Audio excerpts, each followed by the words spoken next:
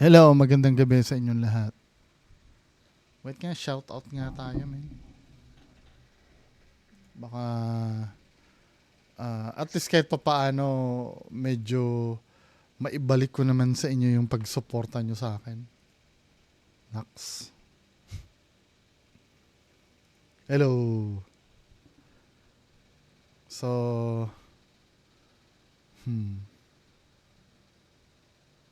hanap tayo dito ng magpapa-shoutout.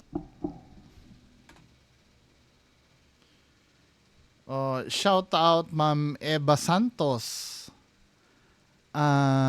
Si Sir Erwin Esguera from Calamba, Laguna, Esguera family.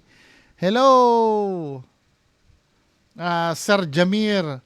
Ang shoutout daw ang name niya ay Amiel. Hello. At sa Misola family niya daw. Misola family. Taga saan po kayo? Salamat Sir Amiel. Kapangalan mo yung pinsan ko, si Kuya Amiel. Shout out si Ma'am Carmi. Ma'am, kasi nakalagay dito sa name mo po is Carlo Taendo. Tama ba? Pero ang pinapa-shout mo, Carmi. So Ma'am Carmi sa Japan. Dami kong viewers na taga Japan ah. Kailan kayo magpapadala sa akin? Joke lang. Uy, joke lang yun ah. Ma'am Lynn Tamori, shout out sa kanyang Papa Alex na shooting instructor daw ni Ma'am Lynn Tamori. Sa Japan din to, ma'am, ano? Mukhang taga-Japan to, mga ganitong apelyido, mga Tamori, mga ganyan. Japan yan eh. Ma'am Aisa Daguno from Bungabong, Mindoro. Saan itong Bungabong na to? Oriental ba to, ma'am? Kasi ako Occidental ako, hindi sa akin familiar tong... Ay, naririnig ko yung Bungabong, pero kabisado ko ang mga bayan sa Occidental, pero saan ba yan? Oriental siguro to, no? Si Sir JC Jarer Bing. Ilagay mo nga, sir, yung name mo. Kasi hindi ko talaga, hindi ko naman siya shout na maayos pagka sa tag. Shout out si, Ma'am Mean from Nagano Ken, Japan. Shout out po. So, proceed tayo sa ating re-reakan. Excuse me. So, ito ay sa KMJS. Mukhang re-upload to ng KMJS. Matagal na eh. Ang title, Alagang biik at bibi namatay dahil daw sa aswang. Tingnan nga natin. Sa isang barangay ng Bulacan, Bulacan. Grabe pa ang dito, ang chubby ni Ma'am Jessica Soho, May kababalaghan. Bigla na lang nagkandamatay ang kanilang mga hayop. Ang hinala ng mga residente. Kagagawan ito ng aswang. Babala, maselan ang susunod na eksena. Patnubay ng magulang ay kailangan. Ay, may mga sugat nga, no?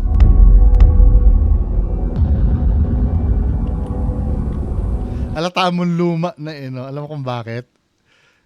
Tignan mo, yung gamit niyang pang-picture. Digicam pa, no? Sino may digicam dyan? Siguro may apo na kayo. Ay, hindi pala, sorry. Kung may digicam kayo, meron na kayong anak na nag-aaral sa college. 'Di ba? Pero pagka may naabutan niyo yung camera na de-film, may apo na kayo. Sa mga litratong itong ipinakita sa amin ni Matt, tila may mga kalmot, Oo nga, no?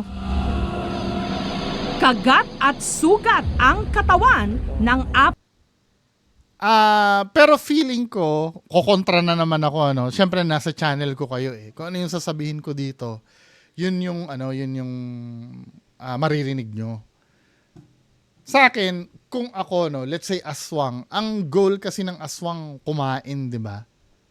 Now, ang titingnan mo dyan, may nabawas ba dyan? Let's say baboy yan, ano? May part ba dyan na nawala? Katulad ng bituka, atay, or ano. Pero kung yan ay sugat lamang, di ba? Hindi mo pwedeng sabihin ano, trip lang ng aswang na mangsugat? Ganun lang, mangarmot? O mangalmot? Yun lang ba ang trip ng aswang? Pat niyang biik. Ang isa nga, nakalabas pa ang bituka. Feeling ko kung ano man yan, wild na aso, pwede. Pero let's see, no, kung ano yung kanya. Kasi kung aswang, dapat kakainin yan eh. At kung may kinain dyan, dapat bawas yan. Sabagay, ganun din naman sa wild aso eh, no? Baka naman tinaga lang kung sino yan o pinagtripan sila. Yung lumabas na sinasabing aswang, mga haka-haka ng kapitbahay o nung matatanda. Simula nung nakita nila yung pagkamatay nung baboy, yung mga sugat, doon na nila na sasabi na aswang daw ang pumatay nung mga baboy. Parang relax na relax si kuya eh, no?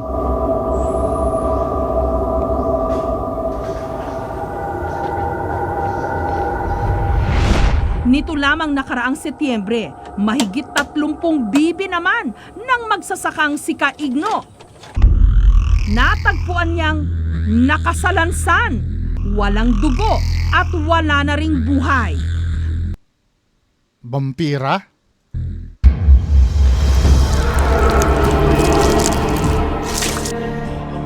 Suspetsa nila ang may kagagawan ng sunod-sunod na misteryosong pagkamatay ng mga hayop dito. Isa Pero kung totoong aswang man yan, mas okay na yan kaysa tao yung ano nila, no? Mas lesser evil na yan. raw aswang? Ayon sa kasambahay nila Matt na si Ason, aswang ang sumalakay sa mga alaga nilang hayop.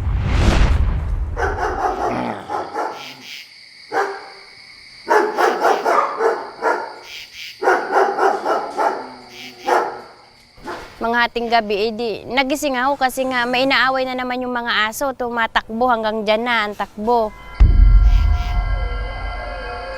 Nung gabi raw kasi na namatay ang mga biik, may namataan di umano silang malaking aso na parang tao sa labas ng kanilang bahay. Aso nga, wild aso. Mataas po mga ganun. Kamukha niya aso eh. Nag-iiba-iba po yung anyo. Kaya po medyo nakakutubang ko na baka aswang. What do you mean nag-iiba-ibang anyo? Na nakita mo na nag-iba yung anyo talaga? Or kinwento din lang ng iba? Nga yung dito nung gabi.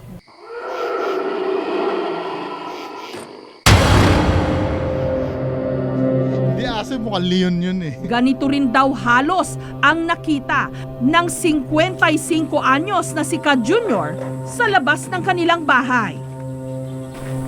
Dito ko nakita eh. Dito sa lugar na to. Dito. Nakmaan ko ng itak. Yung pag-akma akong ganun lumalapit sa akin at akmang dadambahan ako eh. Talaga, Bata ako hanggang sa ngayon edad ako ng ganitong edad ko. ba't parang ang lalamya nila magkwento, no? Ng ganong kalaking aso Wala lang, edad ako, wala. na itim. Sa totoo lang, ako'y natatakot. Sa totoo lang, gabi-gabi. Meron na... Yung mga ganyang kwento ng mga chismosa yan eh, no? Sa totoo lang, tinan mo. Typical na typical na human CCTV pag ganyang magkwento eh. Totoo lang, Yung tipong pag nagkikwento may emotion pa.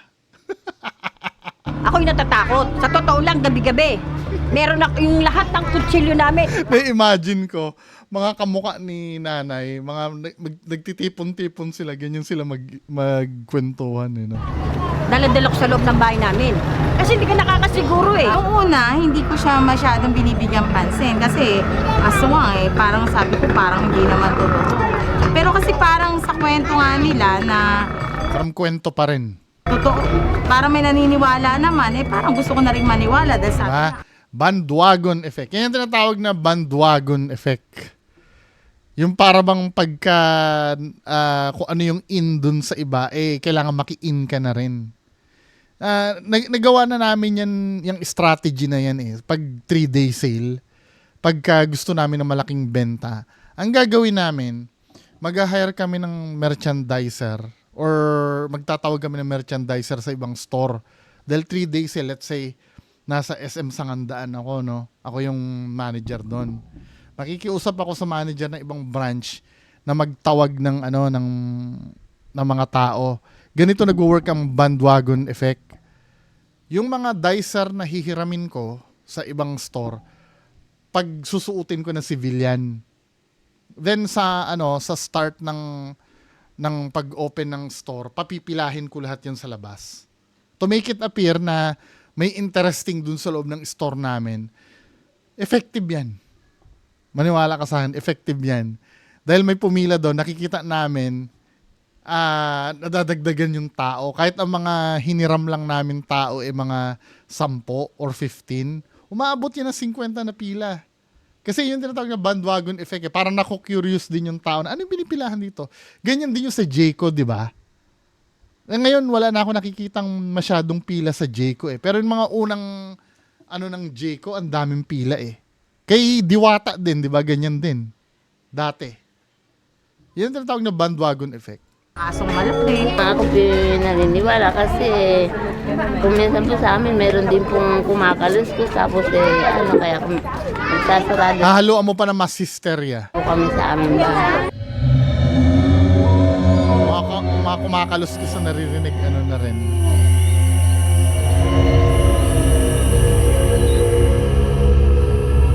Ang aswang na pinaghihinalaang Just imagine na niwala ka na lang dahil maraming nagkikwento. 'Di ba? Subconscious na nilang nagagawa. gumagala sa kanilang lugar.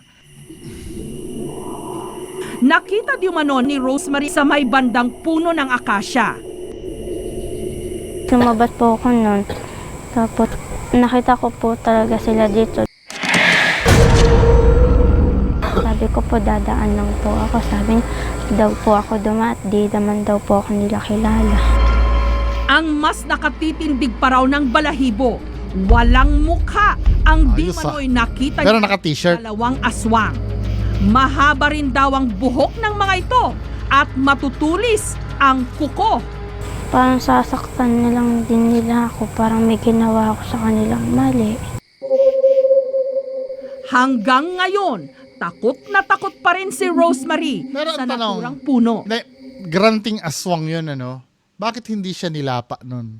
Or sinaktan nung aswang na yun? Ay, minsan nanggaling yung istorya na yun. Imposible naman yun. Naikwento niya ba na tumakbo siya nung nakita niya? Parang nandyan lang po sila. Tapos So, umiiyak naman si ate, kahit papaano. Medyo convincing naman. Hindi ko naman sinasabing sinungaling siya. Pero, baka mamaya, lang yun mas hysteria yun Yung mga nagagalit sabihin naman, hindi mo pa kasi naranasan, kaya di ba? Hindi, pwede kasi mangyari yan. Katulad yung madalas kong kinikwento, di ba?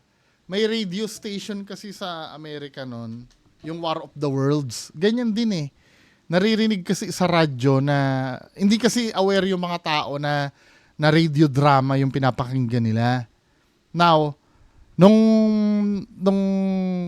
naririnig nila na inaatake tayo ng mga taga-Mars, nagpanik yung mga tao. Marami nang tumatawag sa pulis na sila din daw, may nakita sila sa backyard nilang mga alien, kahit hindi naman. Yun ang tinatawag kasi na mass hysteria. Kasi syempre ito, sa lugar nila, kumakalat yung kwento Kahit yung teacher, di ba, sinasabi, naririnig yung kwento, tapos parang gusto niya na rin maniwala. Di ba? Now, ano yung nakikita nito ni ate? Kasi pwedeng, ano yun eh, let's say naglalakad siya, may nakita lang siyang tambay dyan, na kung sino, na hindi naman talaga aswang. Tapos nagkaroon siya ng illusion na yun na yung mga aswang. 'Di ba? Totoo yun, documented naman yung tinatawag na mass hysteria. Kahit na hindi totoo yun nangyari, pero feeling mo talaga sa sarili mo, totoong totoo. Parang may bumubulong sa akin, bakit ako nandito nakatayo sa kanila sa may harapan nila. Kita mo? Aswang yun, pero nagkakaroon na ng telepathy. Kasi fear yun eh. Takot yun dahil sa mga kwentong naririnig. Dahil dito, pinagbawalan na ni Salve ang mga anak na maglaro sa kalaliman ng gabi. Isa rin sa mga magandang naging resulta, no? Wala nang pakalat-kalat na bata. Naglagay na rin siya ng mga bawang na mabisa raw pangontra sa aswang sa iba't ibang bahagi ng kanilang bahay. Anong year yan? Tingnan nga natin. Na rin siya ng mga bawang Yung na kalendaryo. mabisa raw pangontra 2012 pa. sa iba't ibang bahagi ng kanilang bahay. Naglalagay ko ng bawang dito para lang pangontra sa mga sabi-sabing may aswang dito sa aming Sa mga sabi-sabing may Yun, aswang. para maprotektahan ko yung pamilya ko. Mga sabi-sabi. Ang dalawa di manong aswang ang siyang pinaghihinalaan ng mga residente na umatake at pumaslang din sa mga alagang hayop ni Matt. Yung Yan eh. mga matatanda, Ano yung aso na sinasabi? aswang daw. Yan din. Katawan, kasi kakaiba yung tama nung mga katawan niya eh.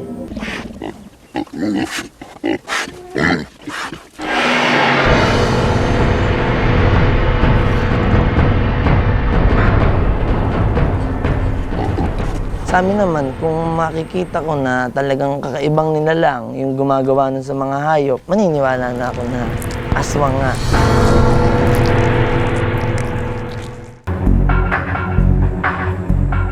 Ayon sa isa sa mga miyembro ng Mysticism Filipinas, si Tata Bert, eksperto raw sila sa paghahunting ng mga Yan. aswang. Maaring shifter o yung may mga kapangyarihang magbagong anyo ang aswang na di umano'y gumagala rito. Shifters dahil nga nagbabago-bago ng may mga ginagamit silang langis din. May mga ginagamit din sila. Ito tanong ko, no? So may nag-i-exist pala na mga aswang hunter katulad ni Sir Bert Reyes. Ang tanong ko, sa tagal ng paghahunt nila, may na-document na ba silang aswang? Na talagang ganyan, yung shape-shifting, di ba? Daig pa sila ng mga ghost hunter. Ang ghost hunter kahit papaano nakakapag-provide ng ng evidence na may multo, 'di ba? At least nakakapag-provide, although na dadaan pa rin sa scrutinization, at least makakapag-provide na may nahagip na image or may na 'di ba? Pero itong mga aswang hunter na to, may na-document na ba na nahuli sila? Yes, dahil nga nagbabago-bago ng may mga ginagamit silang langis din. May mga ginagamit din silang mga rituales, no? Para magkaroon ng mga pagbabagong ito.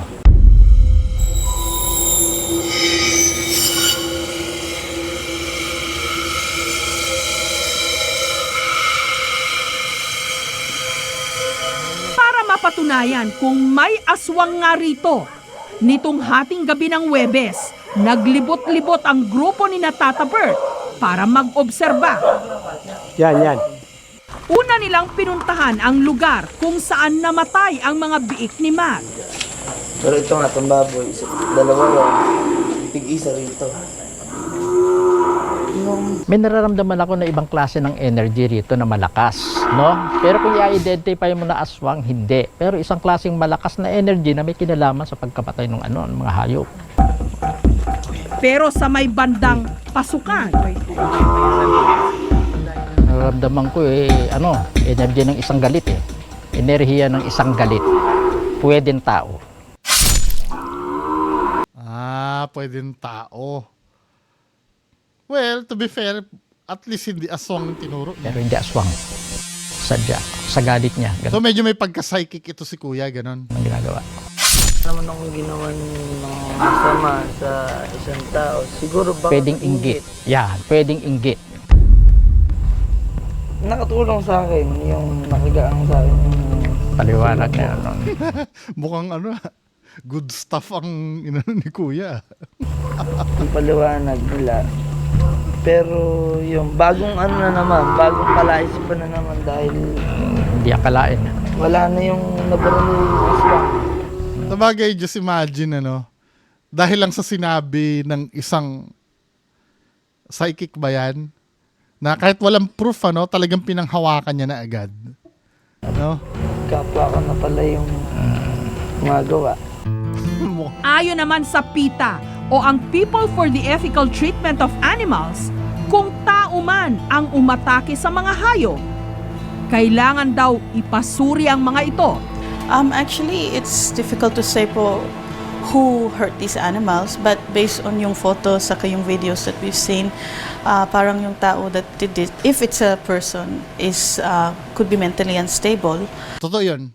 Yung mga serial killer na kilala, si Ted Bundy yata. Kung kilala niyo si Ted Bundy, bata pa lang nakikitaan na ng ganyan eh. Yung parang naging hobby nila manorture ng mga pusa, aso, or pumatay ng yung mga kilalang serial killers. Kaya dapat na yun eh. Sa start pa lang minomonitor na dapat yun eh at mabigyan ng proper treatment eh. So we hope that if he's proven or she is proven to be mentally unstable, that he or she gets psychiatric help. Kasi Hindi na lang Tagalogin ni ate.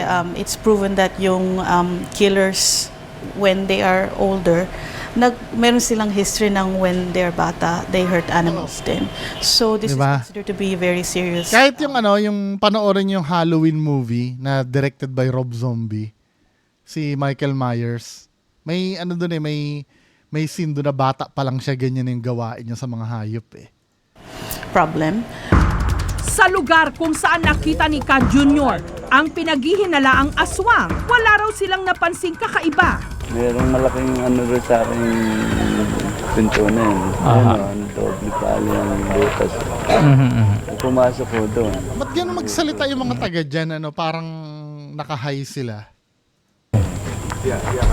So nakapasok sa loob ng bahay ninyo. Dito yan. Sa ngayon, wala na kaming naramdaman kung tungkol sa pagkakaroon ng aswang dito. 2 linggo na ang nakakaraan. Hindi na natin Pero ang gusto ko dito kay kuya, hindi siya yung... Kasi kadalasan may mga expert na every time na lang na pumupunta katulad ni Ma'am Ana de la Cruz, palagi na lang may nasisense na supernatural eh. At least ito si kuya, medyo na-earn niya yung respect ko na hindi siya ganon. Yung para bang pagdating dito oy may aswang, may nakasubaybay sa atin ngayon. Hindi ganon. At least yung katulad nun, di ba, yung sa may piggery, nung pumunta siya, sinabi niya maaring tao yon na inggit or may galit, di ba? Then dito naman, nung pumunta siya, parang hindi niya sinasakyan yung kwento. Kahit pa paano, na-earn niya yung yung respect ko. Kung nagkaroon nga. Sa eksaktong pwesto naman kung saan namatay ang mga bibi ni Kaigno, may namataan daw silang mga nilalang. Alin yung nasa puno ng saging? Puno ng saging? Oo, siya. Nakatago siya. Minsan lalabas niya sa niyo orb. Definitely hindi aswang. Tatanong mo kung aswang, hindi daw. Kapre? Mga aso. Mga aso? Habang ang puno naman kung saan di umano Mga aso pala hinarang si Rosemary ng 2 aswang. Wala rin. Bravo! Alamang totoong tao yung nakita rito. Di ba yun din ang theory ko kanina? Hindi ko pa ito napapanood Kasi nga, dala yun ng mass hysteria yung sa bata na nakita niya. So meaning, tunay na tao yun. Pero maya-maya lang, meron daw uli silang nakita. Ano din, green suit nila.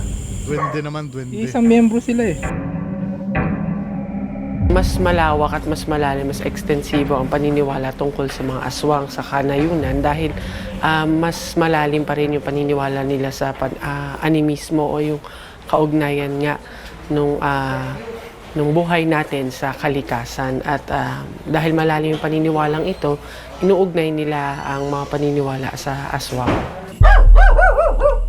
Samantala, para maproteksyonan ang mga residente, gabi-gabing rumuronda ang barangay pulis ng Balubad, dala-dala ang buntot pagi bilang pangontra. Sabi kasi ng mga matatanda din sa amin, magandang sandata to sa kahit anong maligno.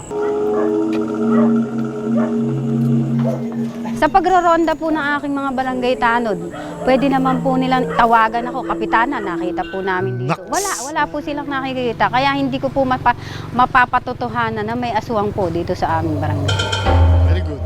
Ngunit kung ang pulis ang tatanungin, sa amin pong pagkakandak ng investigasyon tungkol po dyan, ito pong Barangay Balubad, kung inyo pong titignan ng paligid, mula papasok kayo hanggang palabas, ginagawa ho ang ating karsada.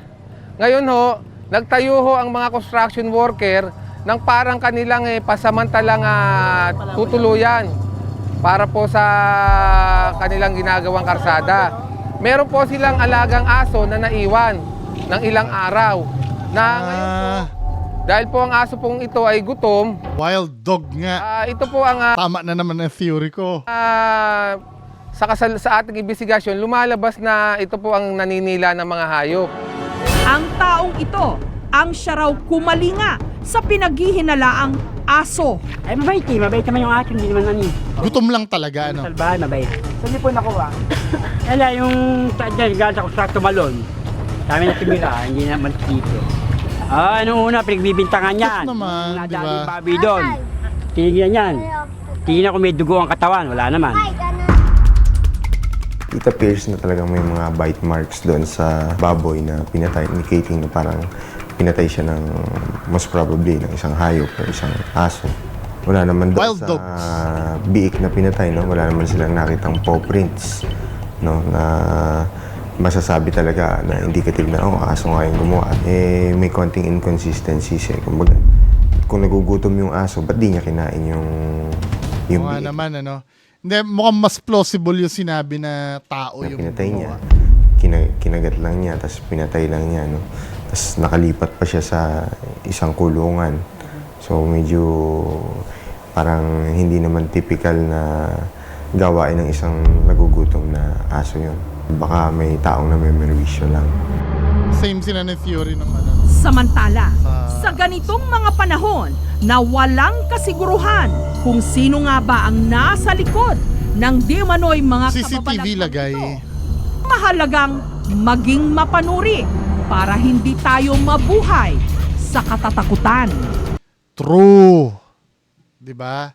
Bagamat may culture tayo regarding sa mga ganyang bagay, mga kababayan ko. Pero sometimes we have to accept na may mga bagay na nalilipasan na ng panahon eh. At yung nasasagot na yung misteryo ng mga bagong tuklas, 'di ba? For example, ganito, no. Nung araw kasi magic pagka yung buwan natin ay nag-eclipse or yung araw nagkaroon ng solar eclipse. Hindi pala magic, ang tamang term parang supernatural pagka nagkaroon ng eclipse. Ilang daang taon na ganoon ang paniniwala hanggang sa nagkaroon na ng studies, no, yung movement ng buwan, ng araw, na yun pala ay pagtatapat lang ng buwan sa araw. 'Di ba? Ano ibig ko sabihin? Dumadating kasi ang time na nadidiscoveryhan na yung mga ganong bagay. Katulad nitong aswang, no?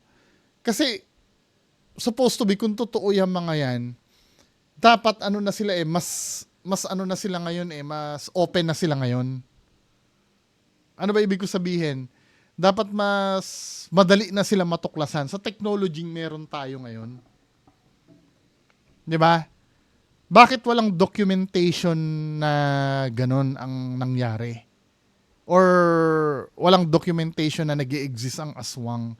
Kahit man lang sana merong time na naigapos dyan, na aswang na nahuli. Or talagang pinatay na kinain yung atay. Meron naman mga video gano'n, kaya lang kadalasan peke. Yung gawa ng mga vlogger, di ba? Pero yung talagang documented na aswang talaga, wala. As in, wala. Hindi pa ba sapat na, na reason para mamulat na tayo sa katotohanan na itong mga ganitong bagay, malabo talagang mag-exist? Hindi, yun ay tanong lamang po, Pero kung totoong nag-i-exist sila, wala naman ako magagawa eh. Pero syempre, hindi mo may iwasang magtanong na hanggang saan tayo maniniwala sa isang bagay na walang basihan. 'Di ba? Maaring totoo sila, pero bakit wala pa rin nakikitang evidence? 'Di ba? So yun lang naman ang pag-uusapan natin ngayong gabi. Magandang gabi sa inyong lahat. Bye-bye.